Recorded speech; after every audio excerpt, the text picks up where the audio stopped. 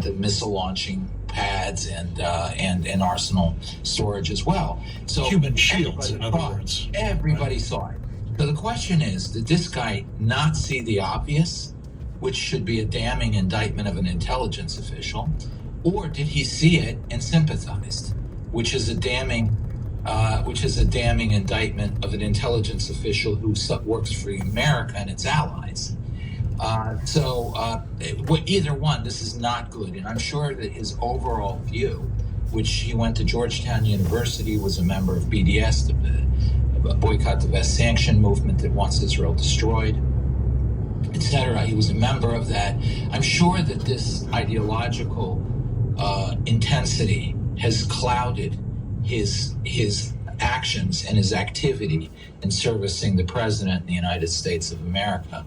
Well, and sadly, he's not alone in having those proclivities, unfortunately. In fact, I think it's fair to say, David, among other things, that when the president was campaigning for office, he essentially committed himself to pulling in lots of Muslims for positions throughout his government. And the people he was talking to, and I think the people thereby he recruited for those roles, were Muslim Brotherhood affiliated individuals. Absolutely. Look no further than their anti-Semitism policy, which was unveiled and rolled out with great fanfare. They included in the steering committee of this anti-Semitism task force the American Muslim Council and CARE, which now has come out supporting Hamas doing these horrific atrocities and massacring Jews in ways Two prominent Muslim Brotherhood fronts in the United States. Yeah. What would you expect? But there are now, basically we know now of influence peddling operations run by the Iranian government that were staffed out at State Department by Robert Malley, including now in the Pentagon, the person who's responsible, the top civilian in charge of special operations for the U.S. is this lady, Ariane Tabatabai, who is an Iranian, who is basically, we now know from her emails, she was essentially working for the Iranians. And she's still there, still in charge of special operations. Unbelievable, David. As a former Pentagon official, and you obviously worked in the Pentagon a lot yourself, this is not just a counterintelligence disaster, it seems to me, but it bespeaks an indifference to that unfortunately is really a leitmotif of this administration. More than an indifference, they agree with the ideological premise that these agents of influence from abroad are peddling. And therefore, you really see the sympathy with Iran, the sympathy with the Palestinians. So the policymakers enjoy having they are their implementers. Right.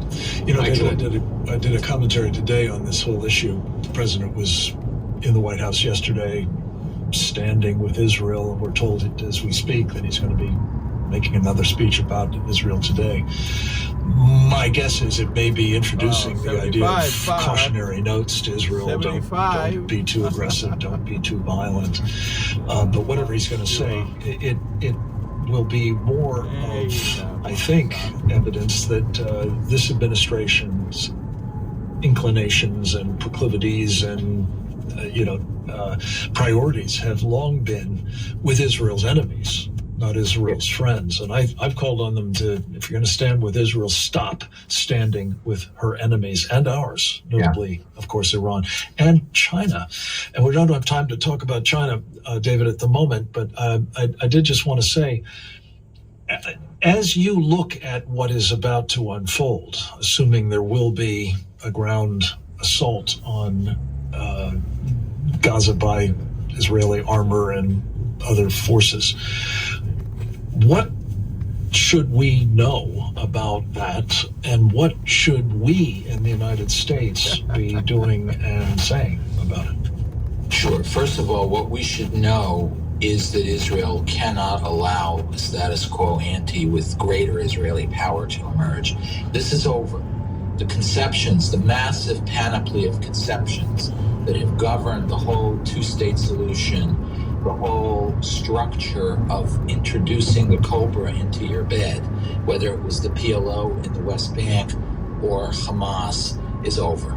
Israel can't, or Hezbollah on the northern border. So I think there's a fundamental sea change that will obtain in Israel following this. But when you say it's over, does that mean that that's been now rejected by the Israeli population as well as its leadership? Yes, it's in the process of being rejected, but such fundamental outlooks take a transition period, but it's happening, and I see it. I see it with left-wing people saying it and so forth. That's one including thing. About Hezbollah, I understand, is that right? Yes, absolutely. And then the second thing is Israel suffered a major defeat. For Israel to continue to live in this region and be viable as a country, it must show itself to be the strong horse. It cannot make peace if countries believe it is an albatross or a weak, limping, wounded animal or anything like that. Israel has to emerge strong as can be. And a traumatic victory has to be administered on Israel's enemies. A traumatic, which I believe has to lead to Tehran. It started in Gaza, it should end in Tehran. Now, that should be an Israeli victory. The more the United States actively helps, the less Israel can claim that it's strong. So as painful as it is, the Israelis have to go this alone. Yeah, and my concern would be, frankly, if we start helping, we will, in fact, wind up hindering. So all the more reason why Israel must do the job here. David Wurmser, thank you for your insights. Thank you for being in Israel at this critical time. Stay safe, my friend. Come back to us with updates soon, if you would. We'll be right back with more with the great Grant Newsom right after this.